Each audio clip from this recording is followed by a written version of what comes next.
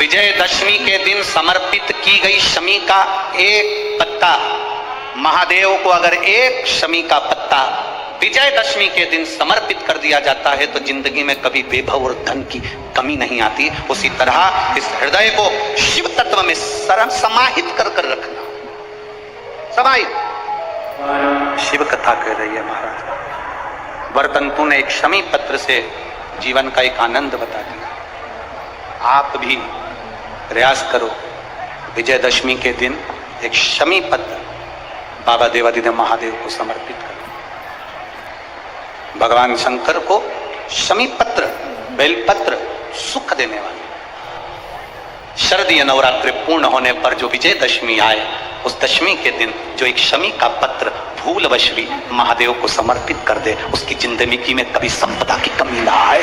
एक शमी का पत्र, एक शमी का पत्ता 14 करोड़ सोने की मुद्रा से प्रबल हो जाता है। एक शमी का पत्र। आज भी कई जगह पर विजयदशमी के दिन, कई स्थानों पर विजयदशमी के दिन शमी के पत्ते का लेन देन होता है। शमी के यहाँ होता है कि नहीं होता हमको स्मरण नहीं है, महाराष्ट्र में तो, पर कई जगह होता है। यहाँ पर भी शमी का जो पत्र होता है विजयदशमी के दिन लोग देकर उसको प्रणाम करते हैं, माता पिता को नमन करते हैं। क्यों?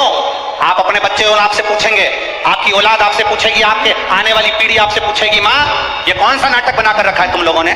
शमी का पत्ता दे, शमी का पत्ता ले, मिलने जाओ तो शमी का पत्ता क्यों लिया दिया जाता है? बच्चे पूछेंगे। आज की पीढ़ी बहुत प्रश्न करती है, उसको उत्तर देना पड़ेगा कि एक पत्ते में 14 करोड़ स्वर्ण मुद्रा का फल होता है। एक शमी के पत्र में आज के बच्चे जो प्रश्न करेंगे उसका उत्तर देने के लिए तुम्हें तैयार रहना पड़ेगा। उस उत्तर को तुम्हें देना पड़ेगा कि ये शमी का पत्र विजयदशमी पर क्यों लेन देन किया जाता है, शमी का पत्र क्यों शिव के मंदिर में जाता है, शमी के पत्र की मूलता क्यों होती है, इसको समझाना। एक शमी पत्र में वो फल है।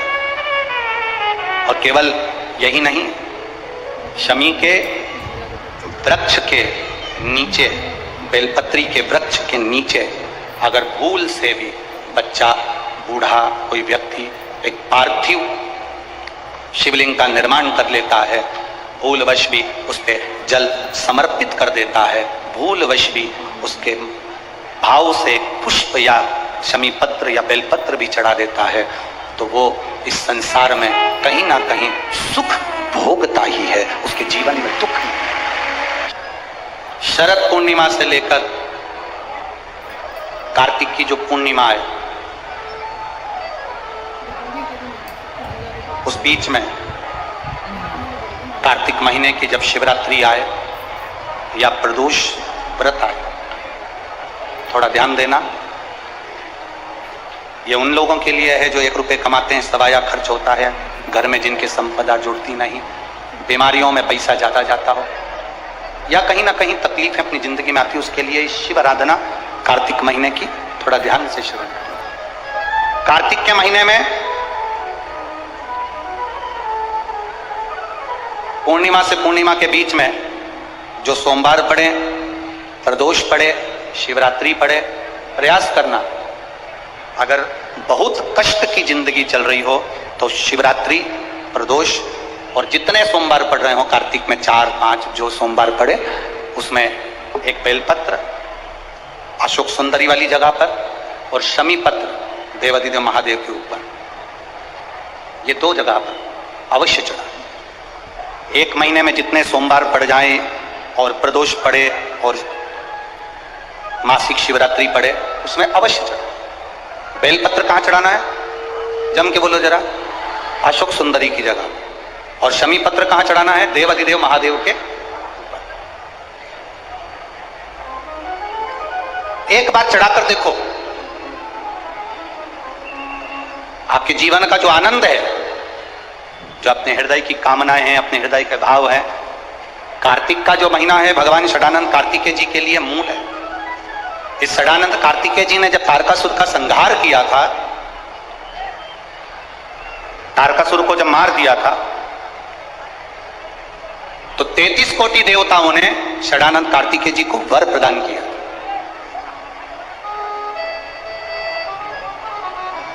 कार्तिकेय जी को वर प्राप्त हुआ। लक्ष्मी जी ने और भगवान नारायण ने षडानंद कार्तिकेय जी से कहा, हे स्कंद देव, हे कार्तिकेय, कार्तिक के महीने में जो दीप दान करता है उसके घर में कभी संपदा की कमी नहीं आती है। कार्तिक महीने के दीपदान की महत्वता जैसे ही लक्ष्मी और नारायण ने कही तब ब्रह्मदेव प्रकट हुए और देवादिदेव महादेव प्रकट हुए मां पार्वती के साथ में, और ब्रह्मा जी प्रकट हुए मां ब्रह्माणी के साथ में। उन्होंने वर प्रदान कर दिया, षडानंद कार्तिकेय भूलवश भी अगर कोई बेलपत्र और शमी पत्र दोनों एक साथ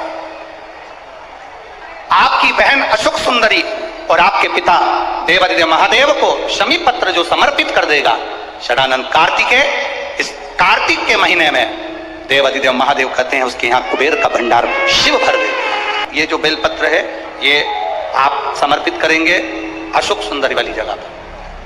कहां समर्पित करेंगे? अशोक सुंदरी की जगह पर। और शमी पत्र आप समर्पित करेंगे देवादिदेव महादेव के ऊपर। बस इसमें एक चीज का स्मरण अपने को करना है, जब अपन अशोक सुंदरी की जगह पर बेलपत्र चढ़ाएंगे तो ये डंडी का जो मुख है ये महादेव के जो खाली स्थान है, खाली वाली जगह उसी ओर होगा। शमी पत्र की जो डंडी का मुख है इसी की और जिस ओर तुमने बेलपत्र चढ़ाया है उसी ओर शमी पत्र की भी डंडी का मुख उसी ओर होगा। जहां पर आप बेलपत्र की डंडी का मुख रख रहे हैं उसी ओर शमी पत्र की डंडी का भी मुख उसी ओर होगा। तो देवादिदेव महादेव, भगवान शंकर, मां जगत जननी जगदम्बा, श्री ब्रह्मदेव, ब्रह्माणी, षडानंद कार्तिकेय को वर प्रदान कर देते। संसार में दो चीजें दो लोगों से नहीं पूछी जाती है। पूरे संसार में दो चीजें दो लोगों से नहीं पूछी जाती है। एक, स्त्री से उसकी आयु नहीं पूछी जाती है। बोलो सही है कि गलत है? संसार में दो चीजें दो लोगों से नहीं पूछी जाती है। एक, स्त्री से उसकी आयु नहीं पूछी जाती है, और दूसरा, पुरुष से उसकी आय नहीं पूछी जाती है। स्त्री से आयु नहीं पूछी, पुरुष से आय नहीं पूछी। क्यों नहीं पूछना चाहिए? क्योंकि स्त्री से आयु इसलिए नहीं पूछते क्योंकि स्त्री अपने लिए कभी नहीं जीती, स्त्री हमेशा दूसरों के लिए जीती है। और पुरुष से उसकी आय नहीं पूछते। क्यों नहीं पूछते? क्योंकि पुरुष अपने लिए नहीं कमाता, हमेशा दूसरों के लिए कमाता है, इसलिए इन दोनों से नहीं पूछा जाता। स्त्री से उसकी आयु, कन्याओं का भोजन कराओ या नवमी के दिन कन्याओं का भोजन कराओ, पर देवी भागवत तो कहती है, देवी भागवत तो वर्णन करती है कि पहले नवरात्रे से लेकर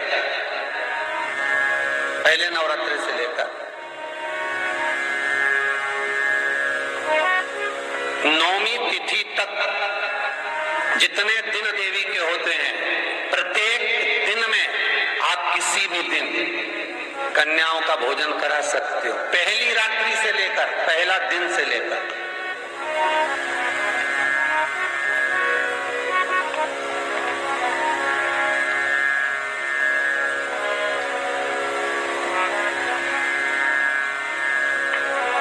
नवरात्रि मालूम है कब से लगती है? आप लोगों को ज्ञात होगा ना, नवरात्रि कब से लगती है? अमावस्या से कि एकम से? अरे जितने लोग सुन रहे हो जरा बोलो तो भाव से। अमावस्या से लगती है कि एकम से लगती है? तो सब लोग कहेंगे महाराज जी पड़वा से लगती है, एकम से। पर देवी भागवत कहती है अगर एकम से लगी तो नवरात्रि पूर्ण कैसे हुई? एकम का दिन लगी तो एकम के दिन की रात्रि, फिर दूज के दिन की रात्रि, तीज के दिन की रात्रि, चतुर्थ दिन की रात्रि, पंचम दिन की रात्रि, छठे दिन की, सातवें दिन की, आठवें दिन की, नवें दिन की रात्रि। पर नवें दिन तो सुबेरे पूजन करके, यज्ञ करके, अनुष्ठान करके देवी को विसर्जन कर दिया, फिर नवरात्रि पूर्ण कैसे हुई? नवरात्रि की पूर्णता होती है अमावस्या की रात से गिनी जाती है। कौन से दिन से गिनते हैं? अमावस्या की रात्रि, फिर एकम की रात्रि, फिर दूज की रात्रि, ऐसे गिनते गिनते अष्टमी की रात्रि तक और नौमी के दिन सुबह तक या दोपहर तक या शाम तक, जब तक आप यज्ञ ना करें तब तक ये 9 रात्रियां पूर्ण गिनी जाती हैं महाराज देवी भागवत के हिसाब से। पूर्णता में गिनी। अब हमने कन्या भोजन का जो क्रम बनाया, अष्टमी के दिन करा देंगे, नवमी के दिन करा देंगे, इस तिथि को करा देंगे, पर भाव देखिए, शास्त्र कहता है भूखे को भोजन जब कराइए जब उसको भूख लगी हो, और ऐसों को कराइए जिसको जरूरत पड़ रही है। जीव जीवित है, संसार में है, संसार सागर में है। दुनिया के लोग अगर तुमसे कहें कि शंकर भगवान तो बहुत दूर हैं, शिवजी तो बहुत दूर हैं, शंकर भगवान, सबको कह देना भगवान नारायण बैकुंठ में है, ब्रह्मा ब्रह्मलोक में है, केवल मृत्यु लोक का देव है, देव अधिदेव महादेव है। शंकर भगवान से जो हम कहेंगे, शिव से जो हम कहेंगे, शंकर की भक्ति में जो हम कहेंगे, वो शिव हमें स्वीकार, शिव स्वीकार। दो चीजें घर की करिए, एक भोजन और दूसरा जम के बोलो जरा भजन। दोनों घर में करो। भोजन भी घर का और भजन भी घर का, दोनों को घर का बनाओ। और जितना हो सकता है भोजन घर का बनाकर जो प्रेम से 2 रोटी, 2.5 रोटी, 1 रोटी, आधी रोटी, चावल दाल जो तुम खा सकते हो वो घर का पाए। से कहते हैं गुरुजी हमने सुना है कि मंगलवार को ये नहीं करना चाहिए, कोई कहता है कि बुधवार को बाल नहीं कटवाना चाहिए, कोई कहता है गुरुवार को ये नहीं करना चाहिए, कोई कहता है शनिवार को ये नहीं करना चाहिए, कोई कहता है शुक्रवार को ये नहीं करना चाहिए, कोई के सोमवार को ये नहीं करना चाहिए। शिव महापुराण की कथा कहती है 7 वार मेरे शंकर के हैं। नक्षत्र शिव ने बनाया, काल शिव ने बनाया, पंचांग शिव ने बनाया, समय शिव ने बनाया, घड़ी शिव ने बनाया, इसलिए उसको महाकाल कहते हैं क्योंकि उसने काल बनाया, घड़ी बनाई, पल बनाया, नक्षत्र बनाया, सब कुछ उसने बनाया।